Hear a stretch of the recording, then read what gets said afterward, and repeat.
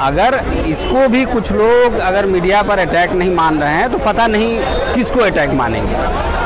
और दुखद ये है कि एनडीटीवी जिसकी इमेज काफ़ी साफ़ सुथरी है उसके ऊपर ये अटैक हो रहा है। और हो सकता है कि प्रणव राय ने कुछ गड़बड़ियाँ की हो, ये हो सकता है, लेकिन जिस टाइमिंग को आपने चुना, 3 साल से आपकी सरकार है, अगर उसने कोई गड़बड़ी की है तो आपको इस 3 साल में प्रणव राय के ऊपर कानूनी कार्रवाई करके उनके ऊपर या उनके चैनल के ऊपर आपको कार्रवाई करनी चाहिए थी।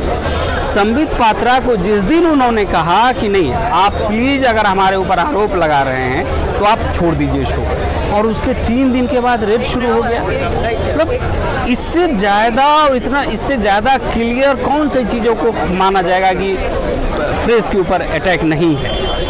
अब इससे ज़्यादा भी कोई सोचना चाह रहा है तो अब इसके ऊपर मुझे तरस आता है उनके दिमाग के ऊपर। मोदी जी अच्छे दिन आने वाले हैं किनारे के साथ आए।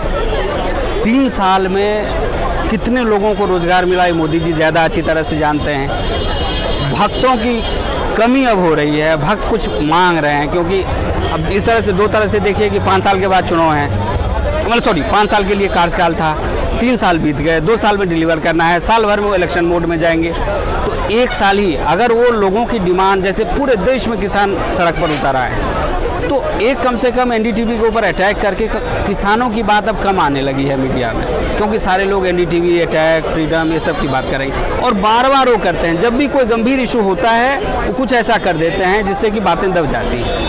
और पूरी तरह से मोदी जी जितनी बुरी तरह से असफल हुए हैं, बस उसी को दबाने के लिए तरह तरह के तरीके खोज रहे हैं। आज एनडीटीवी के ऊपर अटैक हुआ, कल दूसरे के ऊपर होगा, परसों कुछ और हो जाएगा, लेकिन मेन इशू रोजगार, उसके बाद शिक्षा, स्वास्थ्य, इसका सवाल जब भी उठेगा मोदी जी परेशान होंगे और इस तरह से कुछ होगा।